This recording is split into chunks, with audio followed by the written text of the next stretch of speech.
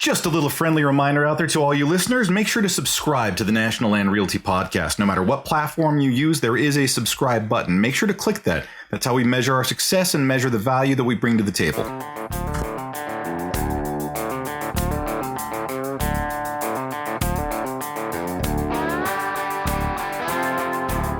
Welcome to episode number 63 of the National Land Realty Podcast, where we discuss all things land. Our goal here is to inform, educate, and entertain those of you who own land or are interested in the buying and selling of land throughout the United States. My name is Mac Christian, and I am the Chief Marketing Officer here at National Land Realty. I'll be your host for this episode. Today, we're talking with the crew from BuckVentures. Cole Cannon, Jeff Danker, and Daniel McVay are here, and we are tackling a controversial topic: shot placement and hunting ethics. Now, we have to put a disclaimer on this because there are no shortage of opinions on the topic. Shot placement and hunting ethics are a personal standard the hunters must put on themselves. It's a line that you draw personally, and we aren't judging anybody else's standards. We're discussing our own standards here, and it's a line that we have all established for ourselves. However, make sure to find National Land Realty's social media post on this podcast to chip in on the conversation. We would love to hear your opinion. Also in this podcast, we discuss charitable causes and volunteer efforts that the BuckVentures team are engaged in. This is something with zero controversy. Their team is doing amazing work with kids. There's a lot of great content here. Now sit back and enjoy.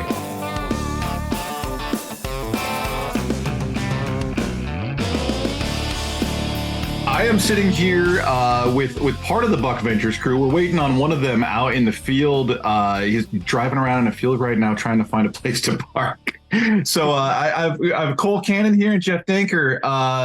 How y'all doing? You mentioned you're at a hunting camp right now. Tell me a little about what y'all got going on.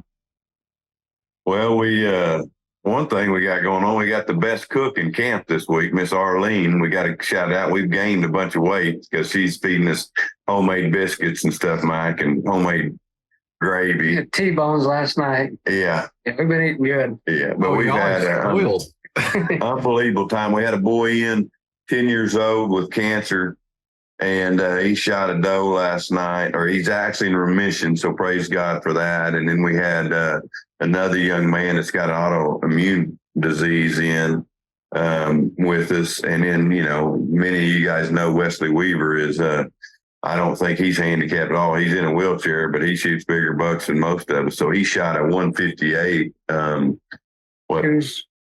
few days ago. Monday or Tuesday. Yeah. So, season.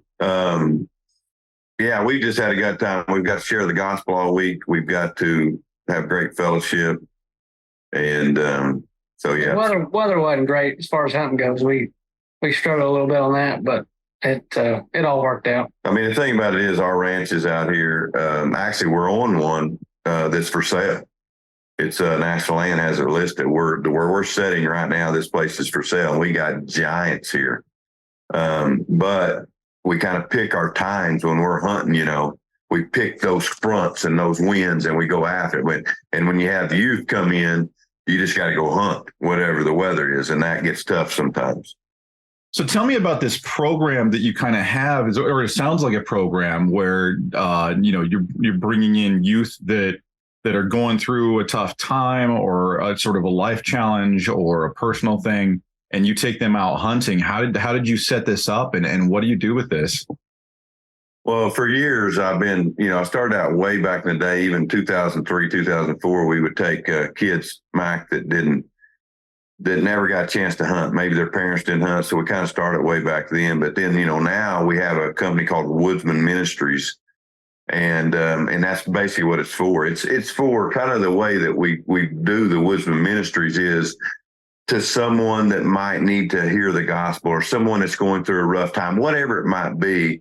We just try to go hunting with them and provide that for them and love on them. And always our mission is to share the gospel in camp.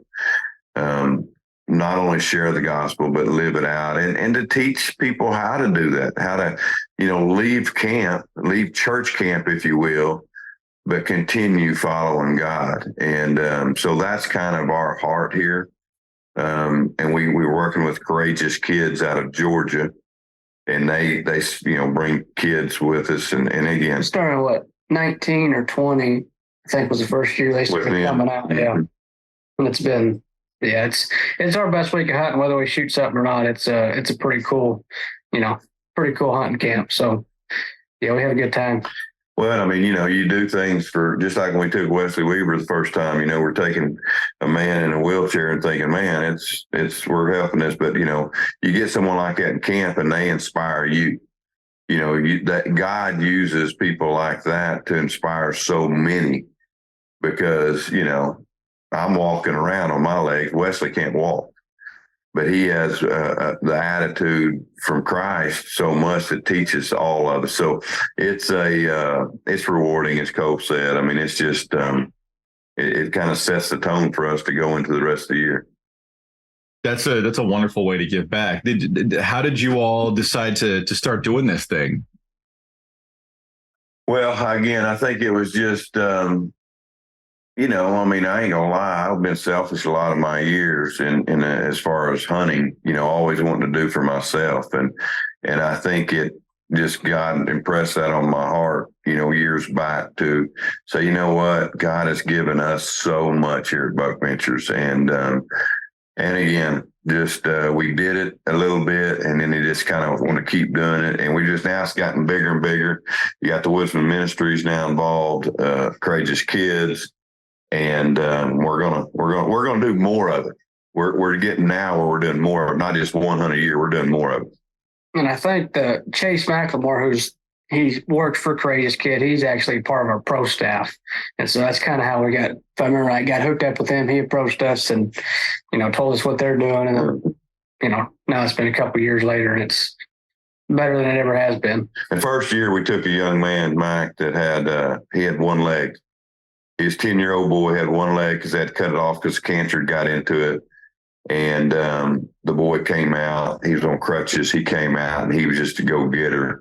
I mean, it changed our life forever. I mean, that episode, actually, if you get a chance, go to the YouTube of BuckVentures and go find that episode.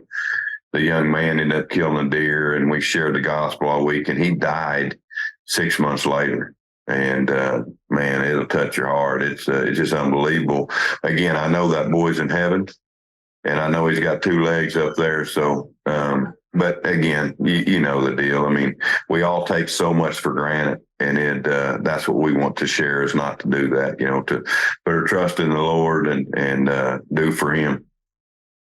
Yeah, I had somebody explain it to me once in terms of just being outdoors, that you go through life stages, and like you go through the youth stage where you don't really pay attention to what you're doing or affecting, and you're just in it for, I need to go out and get my hunt done and do my thing. And then they segmented life into graybeard and mossback. It was the kind of joke terms, and like you hit the graybeard stage and you start divulging knowledge, and it's more about helping others. Then you hit the mossback stage, and then like you're trying to bring in people in the whole time, and then like you barely do any hunting yourself. It's like you learn to hunt virtually through teaching, and you get kind of fulfilled that way. And I've noticed that because I've done a few volunteer programs myself where it's more fun to watch somebody experience something the first time than it is for me to do it for the 100th time. No, I agree. I still, I'm not gonna lie, I still like shooting a big old deer. But nobody's gonna say that. Yeah, we all. No, you're exactly right. I mean, like I said, I just think we all got platforms. We all have things that God's given us, and we need to share that. Yeah. Well, so the place that you're on right now, you mentioned that that's for sale. Is that your listing, or how's that set up?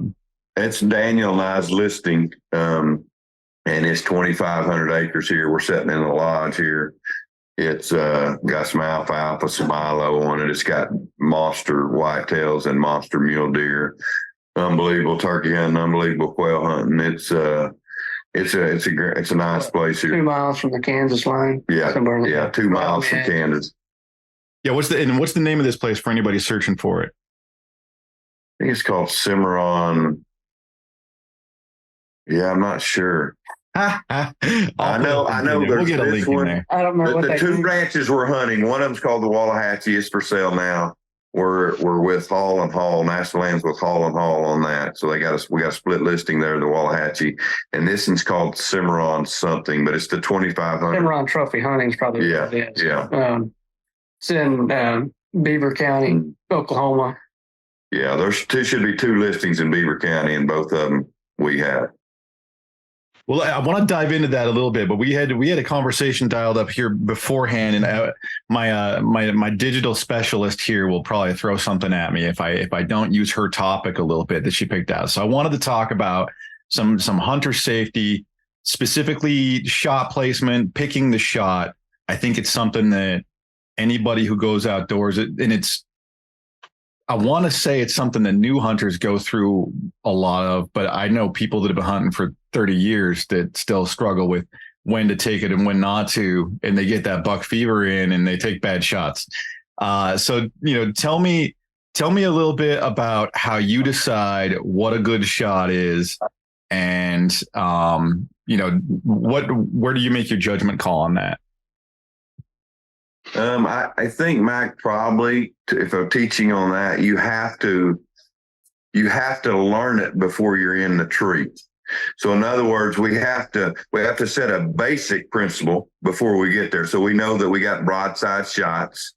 We know where to hit that deer. We know that we got quartering away shots, which is a very ethical shot, and where to shoot for the exit, to teach people to shoot for the exit. So if we got a quartering away shot, where is that arrow going to come out? Where's that bullet going to come out? So we know that. And then we got to teach that we don't shoot quarter and two shots or frontals or that. So you instill the basics in hunters, I believe. The other basics I would want to teach is a deer on alert. So for bow hunting, one thing I would teach anyone is never shoot to miss a deer. So I've heard people say, well, I aimed right below the heart. That way he ducked. Well, if he don't duck, you miss him. And I say that's a no-go. So we always aim, perfect broadshot shot. I do teach, aim for the heart. If you hit the heart, then if you don't duck, you hit the heart. But there is a lot of obviously drop in these deer. So that, and then, you take a deer that you have to stop. Maybe he's on alert. And we definitely want to bury that pin. And the whole doggone saying that aim small, miss small, that is no joke. And basically what instilling these young hunters into that is truly do not shoot at a deer, because we've all done it. You shoot at the deer and then all of a sudden you're hitting high. That you have to pick a hair. You have to pick a crease. You have to pick that. Now, again, all this is the easy stuff, that basic stuff, right? And then you go to the field and you screw up, right? I don't know if you want to add to that. I got a few more things. Yeah, I would agree with that. Going into it, what you're wanting to do, the shot you're wanting to take, but then, big buck steps out.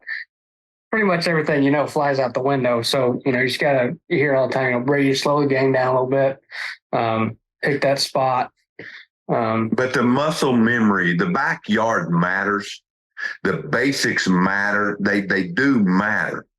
And then I would tell the other thing that I would lean towards is these guys that are watching our shows, they've watched all these TV shows and now they've never shot deer, but they want to go out and shoot a 150. And so what I would teach in that is to go shoot some does. I mean, especially we're talking a lot about archery right now, but bloody arrows, them does. Because here's the deal. A lot of people can sit in a deer stand and here comes does and they're not going to shoot them and they're not nervous. But as soon as someone says, okay, we're going to shoot this doe, all of a sudden heart starts going, blood starts pumping, you start getting nervous. And remembering to pick that spot is a major deal. And so those bloody arrows is what stacks up to make you a good hunter. I mean, even me, I'm 51 years old, and there's many times now that I go, man, I don't know if I picked a hair, because but it's so muscle memory, and I know how to do it. And we can definitely dive more into this of when to draw, when to, man at a deer or whatever.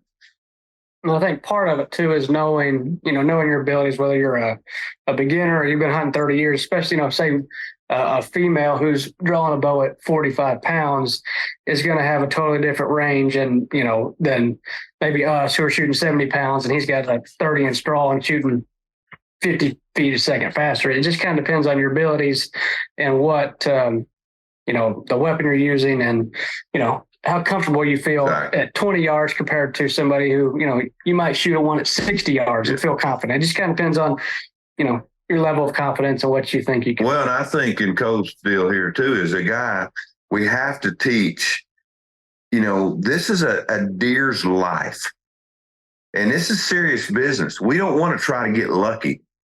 You got to put in the time. And again, we're talking a lot about archery, but even gun too. I mean, the gun deal, I would tell someone this: if you're a beginner, you got those two shots, a quartering away or a broadside. Someone like myself or Cole, whatever, lots of out there, whatever. And let's just say a deer. I mean, we shot a deer, 30 yards in Iowa 2 years ago with a muzzleloader. I shot him straight on. I would do it time and time again now.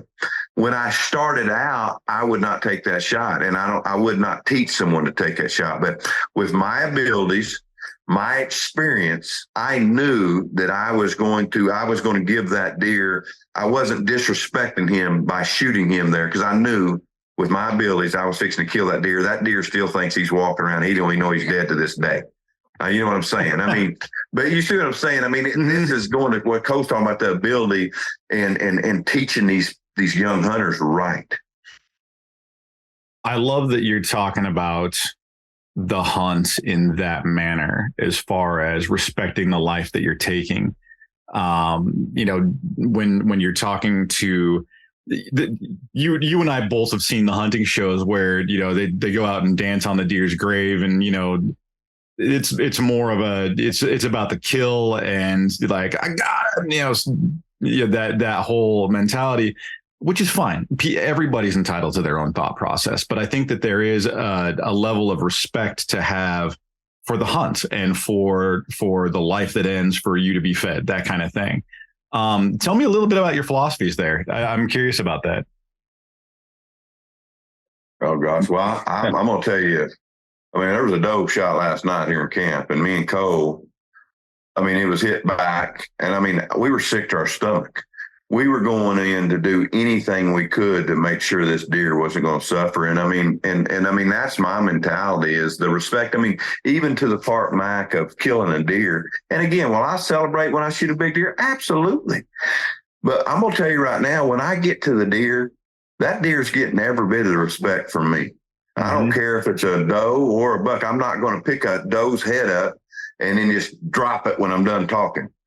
I'm going to set it down. I mean, I that's the biggest pet peeve I have. Someone shoot a big buck and they're just throwing it around like a dang. And again, right, wrong, or indifferent, that's my heart. I am going to give that deer all the respect. That deer just gave its life. God put that deer on this earth for us. And I believe that. I'm going to always do that. I want to respect the land. I want to respect the game that we're hunting. And the truth of the matter is, Mac, I admire these deer so much. I mean, I'm the guy, I think our entire crew here at BuckVentures, we're the people that's going to church on Sunday morning in our good clothes, and you look out there and see a doe caught in a fence, and we'll ruin our dang slacks, everything we got to do to go cut this deer out of the fence and then go try to kill that deer that night. You know what I mean? That to me is our mentality. Daniel, you got anything to add? Oh, sorry, Cole, go ahead. Oh, I was just going to add that kind of to his point. I mean, we love to hunt, but I think it's because we literally love these animals and their will to live, and just they're just kind of, if you start thinking about what they have to go through every year, we really try to respect them as best we can. Well, teach that. I mean, these kids that were in camp, we try to teach that. I mean, I think that's what we owe it to. I mean, this heritage of hunting that God's given us, and to teach these kids the right way, because there's a lot of them not being taught the right way. Yeah, Daniel, you got anything to add? I want to make sure to bring the conversation in. Yeah. Well, they pretty much nailed it. The respect factor for us. I mean, my career, I guided hunts in Illinois and run hundreds and hundreds of guys every year. We shot so many animals you can't begin to imagine. But the thing was, like to Jeff's point, was the lack of respect that people sometimes had for the animal, right? I mean, they come in and sometimes they got more money than they know what to do with, and they pay big money and they shot a big deer. And I've had guys drive off from camp and leave the deer and horns and everything. They didn't even want it. And so I never really understood that aspect personally for myself, because I mean, Jeff's the same way. Our trophy wall is a wall of respect, not a bragging. I mean, those deer mean a lot to me, and they're all named, and I can tell you, I can't remember names. I can't remember. Sometimes I got so many kids, I just yell, "Hey, you!" But I can remember the name of the deer and the day I shot it. So, it's what I try to teach my kids. I mean, me and Jeff, we've been going with youth hunts even before we started this, taking his daughter and my boy to Kansas on another part of the hunt. And that was the most important thing for me when we were there, Jeff. I think you can remember, we talked about a couple of those youth that were coming in where they didn't understand it, because there was a lack of respect for the animal. So just trying to instill to them, it's a big deal to take a life. It's not a small thing. So. Absolutely. Yeah, to Daniel's point, Mac, we've had stuff. It goes even deeper than what Daniel's talking about. I remember Daniel we named deer stands off our emotions of being out there, because this deer hunting's an up and down type deal anyway, and these deer they're a part of your life. I mean, they become a part of your life. They literally do. I mean, I've shed tears off deer that I've killed. And not necessarily because the deer's, whatever, but I mean, all of a sudden you're hunting a deer and then they're no longer part of that farm anymore. And there was such an identity in that ground that God give us in that deer. And then the struggles and the ups and downs of life that we had, and that deer helped you get through them. And I don't know, I want to give that to other people and to teach that, and because it is a cool thing. I was going to say the hunter's paradox is hard to explain to people that don't hunt. And I'm just going to assume that most of the people that listen to this probably hunt. So I'll speak to it a little bit, but yeah, it's that the balance between you admire something, but then you also hunt it is this, it's a weird balance. But you don't have to explain it to anybody that does hunt, because everybody understands it. Except for probably the individuals that you're talking about that don't have as much respect for the life that's taken. But I think that can be taught. Tell me a little bit about how that's grown with you. Like, have you always had that mentality? Is it something that came to you over time?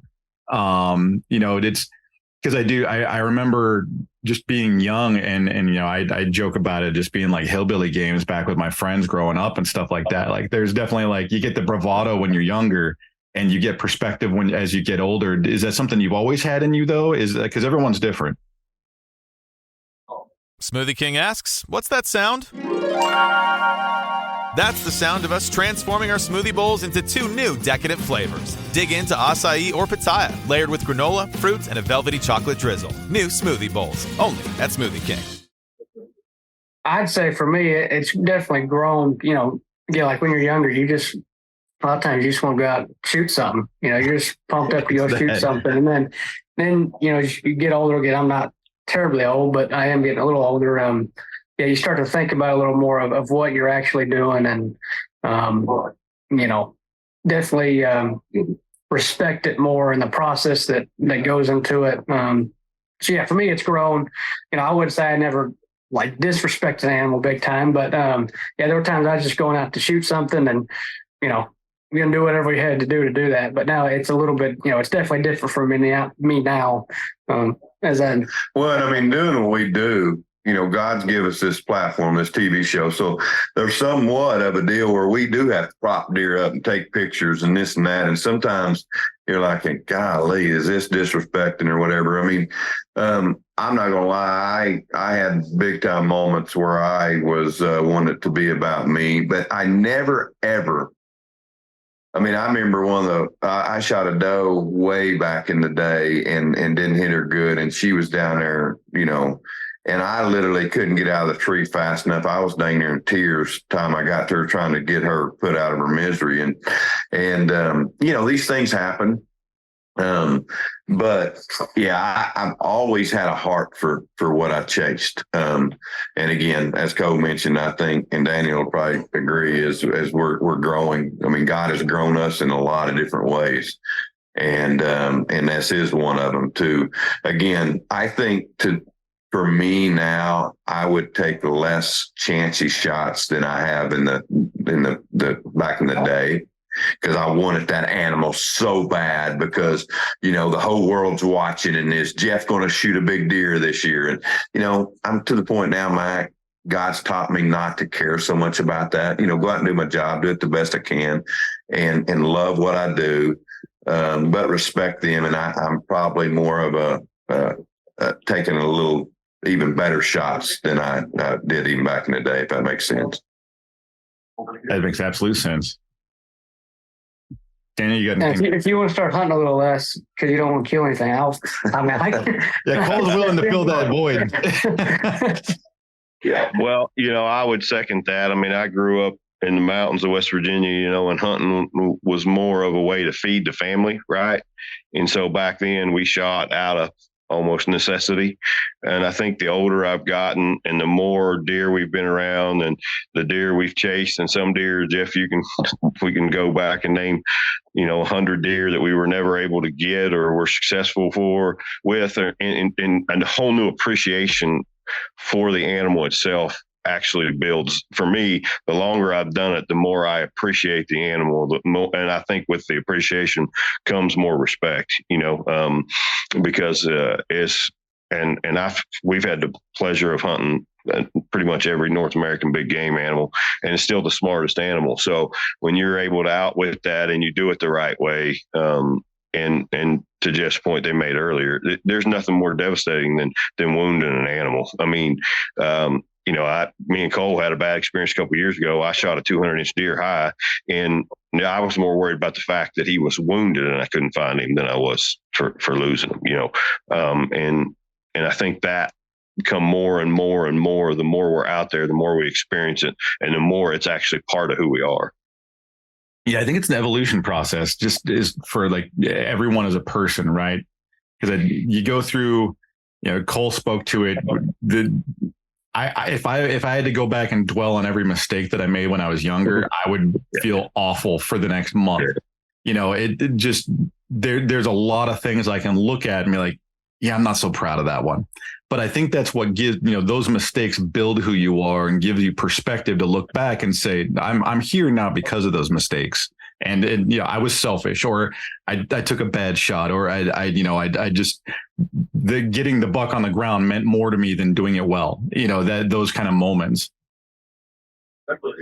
So as far as, and I trailed that off there at the end. It was like a bad lead off for y'all, but I wanted to. It was a point to be made. So how, you all have grown over time. Is it more about teaching now, or, you mentioned you still have the thirst for it. You're still getting out there in the field. Obviously you're not hanging it up anytime soon. Well, I'll tell you, Mac, if you go back to the good old days and when I started, and Daniel's right there with me, is, my dad took me coon hunting, and he taught me a lot there, and he always had me outdoors, but I didn't know what the wind it meant. I didn't know about that kind of stuff. And the truth of the matter is it's a hard question for hunters, right? It's a hard question to say, I don't know what I'm doing.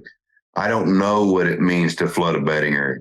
It's kind of like, I always put it to this: if you're a 20-year-old kid and you're sitting in a deal and you ask somebody what fourth down meant, what's that mean on football?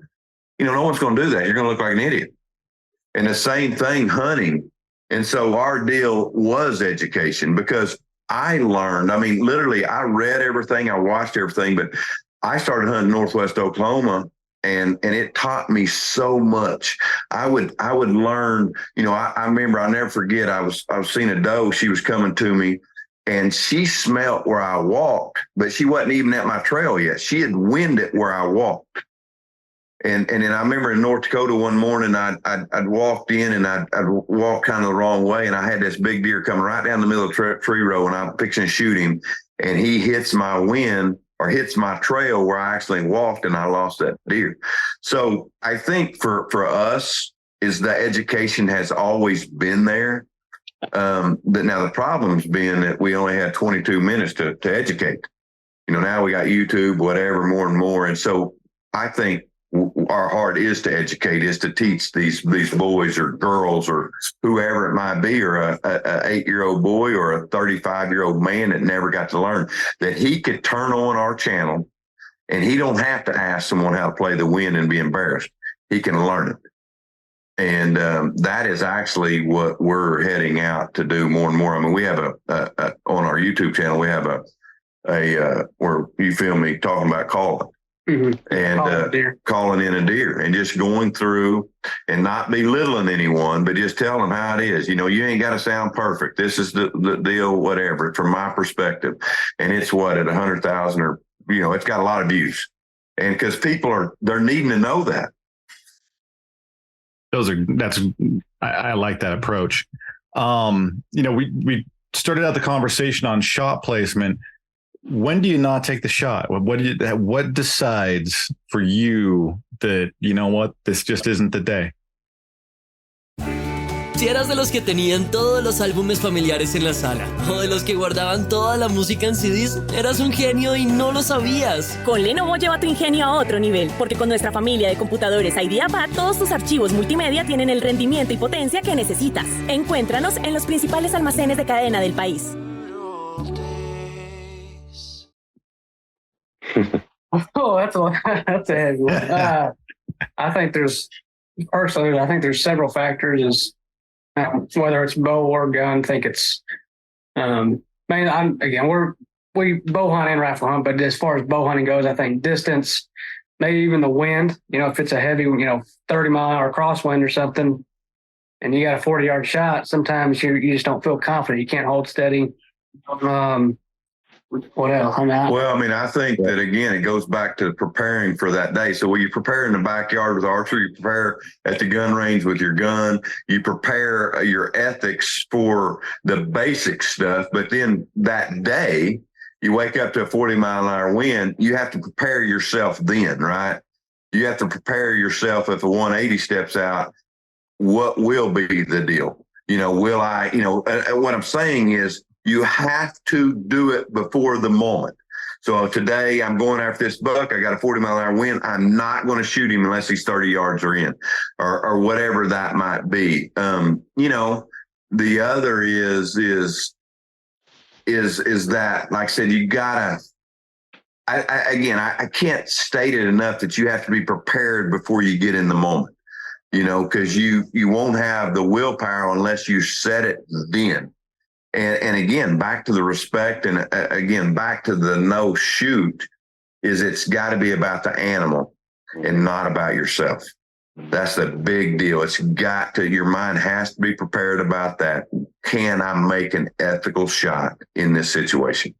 And I think one thing too, which I guess kind of be a tip that I think we'd all agree on, is shooting a deer with its head up compared to down. A lot of people, though, especially in states that you can bait or whatever, feed or with a bow, people shoot a deer with its head down, and it's been proven to show that deer is going to duck a lot quicker than if a deer has his head up too. So that's just something to keep in mind. We try to shoot them with their head up, but sometimes you get drawn back and you're on them, and you're like, well, I'm just going to shoot. Yeah. And it's a great tip. I think it's hurt more than, it's helped us. If you let them get their head up, you have a better chance of that deer not ducking 8-9 inches or whatever it may be.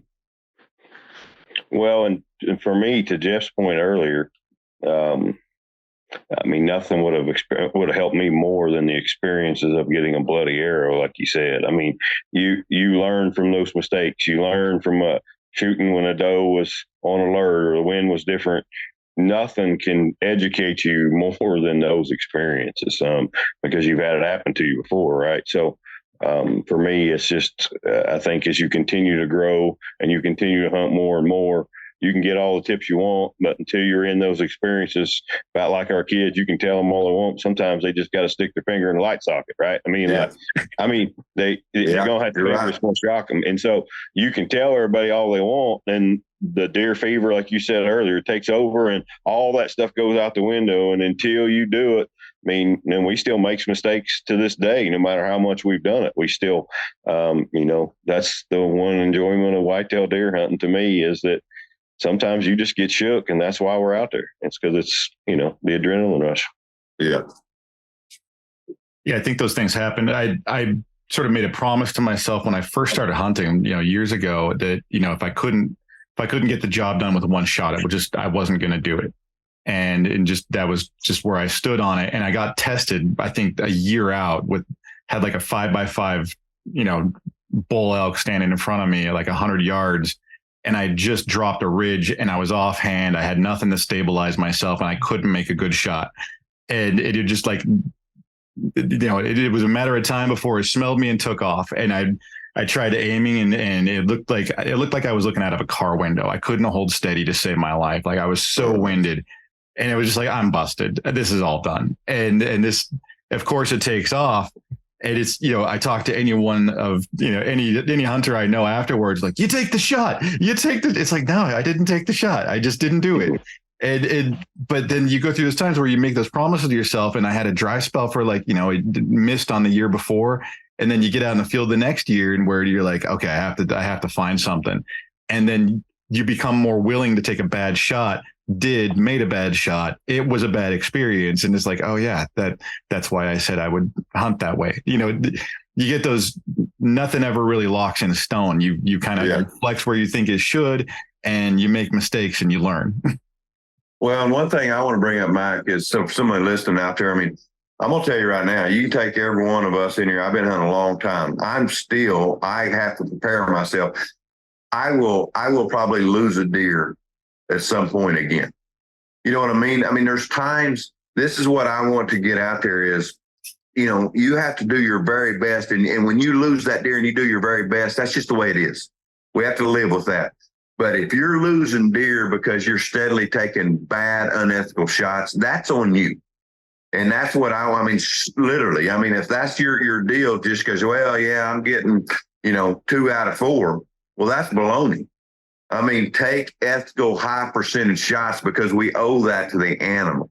And again, not that we're not going to lose one, because things happen out there, but it's on you if the person doing that is taking low percentage shots and unethical shots. Shame on them. Yep. Agreed. Well, hey, I want to jump topics here a little bit. Tell me a little bit about working with the land that y'all work with. I know that you all work with land sales, land listings, and it's not your primary, right? But it's something that you all do. This is self-serving, right? Y'all work with national land a little bit. So I want to hear a little bit about how you do work with land and sort of, what is your process for doing that? Or if there is no process, I think land is our life. Usually you mentioned that, it's not what we exactly do, and I know what you're saying, but land, I think, is always, as Daniel and I, even back in the day, it's always been about the land, from putting a boot print on it to planting a food plot with a Mickey Mouse four-wheeler setup that didn't never work. You know what I mean? To progressing where we are now with tractors and planting and making ground better and that kind of stuff. That is our heart. From Daniel being at his house with his cows to whatever. And then Daniel and I selling land. Having a realtor's license and going through that process, and National Land helping us there and achieving being a realtor. That was a big deal for us, especially, we're older. It's hard to learn, but I think, National Land, the relationship that we've created with so many of you guys over there, and y'all taught us a lot. And then, and we have made money. We've made a good bit of money selling land for other people, for buying our own land and this and that. And I know, Cole has had experiences with National Land. He sold a piece of property and done well for himself. So we're going to continue to mess with land, whether we're helping someone build their farm to be able to sell it, in a flip, or someone that's looking for a piece of ground that they want the best piece of ground for deer or whatever it might be. That's kind of our heart, and that's our specialty. Yeah. So, and how long have you been working with, and I wanted to ask how long you've had your license to do real estate? Dan, that might be, you take over from here because you got better memory than me. Yeah. So I had a thing pop up on my timeline yesterday, and that would have been the first piece of ground we sold with National Land, which was 2019. I think it would have been 18, Jeff, when we were getting our license and going through all that. And it would have been the end of 18 or whatever when we switched to National Land. And then, right off the bat, our letters start hitting. And one of the very first letter I sent out, a guy actually called me yesterday from the letters I sent out there that we sold the very first property I sold in Shawnee. He called yesterday to relist something else. So that's kind of what showed up on my message timeline. Last time I talked to him was, first of 2019. So, I think we just had our 5-year land anniversary or whatever it is they posted for us. So we're, 5 years, but like Jeff said, it was kind of difficult. You get a little old and we got a lot of stuff going on, that test ain't the easiest thing to do. I actually just passed the Idaho exam last weekend, so I know exactly what you're talking about. Yeah. So do you all get the celebrity treatment when you pick up a listing like that? Is it like, I got the team from BuckVentures selling my place? It just depends. It all depends on the guy. Some people love us, some people don't. And, we like the ones who want them to list it, but say, hey, you can hunt it too. Exactly. There you go. We've had some of them. You got to pick up that new buyer and be like, so now that you pick up this property, you're going to let me hunt it? Well, and in reality, the partnership with National Land, Mike, and BuckVentures, it has been good, and even for ourselves as well. So, we have an outlet, right? We have 300 some thousand Facebook followers. We got this, we got that, we got national TV. So when we pick up a listing, we put it on TV, we put it on all that. We do that for other realtors as well inside National Land. And I think we're building up even some of the real estate guys. And when I say that, they've done all their hard work. That's all them. But we have another outlet to put their name out there, to put their listings out there. And so the thing with the BuckVentures Facebook and the BuckVentures following is the people we get to, and we do get it in front of them, they're potential buyers, or they know people because that's their heart too. And so it's helped us. I mean, we've sold a lot of ground just because of BuckVentures, I believe. And we'll continue to use that to push that ground. And, it's all about relationships at the end of the day. You guys know that, and treating people right. And that's why National Land's been so successful, is because of these guys that are so hardworking. These realtors, the real estate guys that are with National Land, they're second to none. They guys are working their tail ends off and they're treating people right. You said something there that makes me want to follow up on it. You mentioned that some people are not as into the show. You guys get haters on social media? Every now and then we'll get a message or 100. A message or 100. Cole, we have, he's younger. We've already been through a lot of stuff he does, but he gets so mad. He's got smoke coming out of his ears. And I'm like, dude. So every now and then I got to push him back because he'll be responding to him. I'm like, Cole, you're going to have to just let it go. Give it 24 hours, man. Don't do whatever's in your head right now. Yeah. I try to respond nicely. Sometimes I get a little sarcastic. Well, and it's, I need to work on it. I was going to say, y'all have you got a lot of irons in the fire between, you got the show, y'all do, land improvements and helping people out, and you do real estate, and it's a lot of hustles around the land. Right. And someone from the outside could look at that oh, these guys are just trying to work, their audience and do that kind of thing. I'm trying to pick it apart on how you can see that negative. Sure. But when I look at it, I'm looking at you all sitting in a lodge in the middle of wherever you are, taken on kids with challenging life conditions. You've given up weekends to do this. And this is something you do on the regular. And so whatever work you're putting in is going back out there into the world on some level. I mean, you dedicate a lot of time into educating people and bringing stories to people. I don't think that there's a lot of negative you could say about that. So I just want to make sure to say that, and then to thank you for your support of National Land Agents. There's several agents that I know that have worked with you all that speak so highly of the influence that you've had on that, of the press that you've helped give them for their listings and stuff. So almost everything I see you all doing is giving back on some level. Well, first of all, I appreciate that big time, Mac. But I mean, I do want to say this, that we have struggled. We've had our moments. We've done things wrong over the years. I mean, we've had, and I say we, myself, I've had wrong hearts. I've had wrong motives at times. I've learned a lot. God's brought me and us through a lot.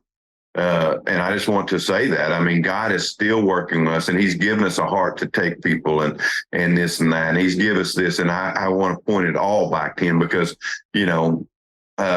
I sure don't want to toot our own horn. We've been through things that regular people go through. Because we are regular people. I mean, and again, yeah, God is using us, using our platform, and we're going to continue that way. Lord willing. And, but like I said, I just want people to know that I've messed up big time, lots of times. Yeah, I can attest to that. Yeah, Cole's been with me. Cole can give us all the dirt there. I was going to say, I think that's how we become better, is to make lots of mistakes. You don't, some of us got to touch that stove. Yeah. I was gonna say, Daniel, you got anything to add? Anything? I want to give you. I got you. Like you came in, you're driving half this time, and I want to make sure I got your platform here for you. Yeah. Oh no, that's I mean, to Jeff's point, we have made a lot of mistakes. Been doing it a long time, and and you're going to have people that like you or love you, and people that don't. In the TV business, and I think our strive, and sometimes people look down a little bit on just the stuff that we've been lucky enough or blessed with for ourselves. Some of the land. I mean, we're going out tonight to hunt on land that Jeff owns. That he actually owns himself, and that's no easy feat. We've come a long way and put a lot of hard work and effort into it. And haters going to hate just the way it is. I mean, there ain't really nothing you can do about it, but Jeff's right. We made a lot of mistakes, and God's just brought us through it on all of it. Same way with National Land. That was a true blessing. It was a rough time there for a while, and blessing, and National Land popped right up and came into it, and it was perfect timing. And I mean, those things don't happen by accident. God's timing's perfect. Amen. Awesome. Well, hey, we're moving up on that time. I want to be respectful of y'all's time. So just want to take an opportunity here to thank you all for your time in this conversation. I very much appreciate that. I want to give you an open platform too. Any last little bits that you want to put out there? Well, one, I want to thank National Land. I mean, obviously the group, but I want to thank too just the guys that we've been working with, and we've really not to even sat down with a lot of these guys that work with our show and put their land on our stuff, and we're so appreciative of that and just that partnership. Ronnie Richardson, we just can't say enough good things about him, and we want to continue to do for you guys, and we're going to continue to help others, whether that's whoever it is, somebody looking for land, somebody wanting to sell their land, whatever it might be. So that's kind of where I'm at with you guys, and just in general, we're going to keep doing what we do. We're going to keep sharing the gospel. We're going to, hopefully, Lord willing, keep shooting some big deer.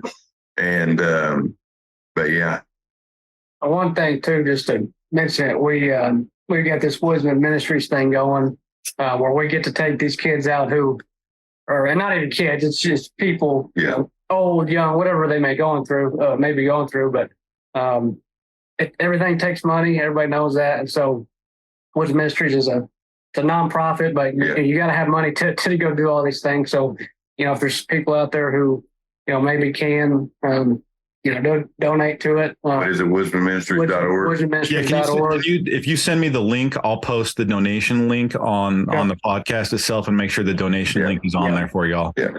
And all that money is being used to, take care of these hunts. Obviously, sharing the gospel is the most important. And then it's going to be used on TV too. So production cost and all that, everything costs money. So, well, and there is a board of directors. What is it? 6 people. And I think most of them are pastors across the world. So. Gotcha. Okay. Yeah. Perfect. Yeah, we'll get that posted, and very good cause. Yeah. Other than that, follow us on social media, our YouTube and all that fun stuff. So we don't always know what we're doing, but we have fun with it. All right. Well, Jeff, Daniel, Cole, very much appreciate your time yet again. Hope to talk to you again soon. This concludes episode number 63 for the National Land Realty Podcast, discussing shot placement, hunting ethics, and volunteer efforts with Cole Cannon, Jeff Danker, and Daniel McVay of BuckVentures. You can learn more about land ownership and the buying and selling of land at nationalland.com.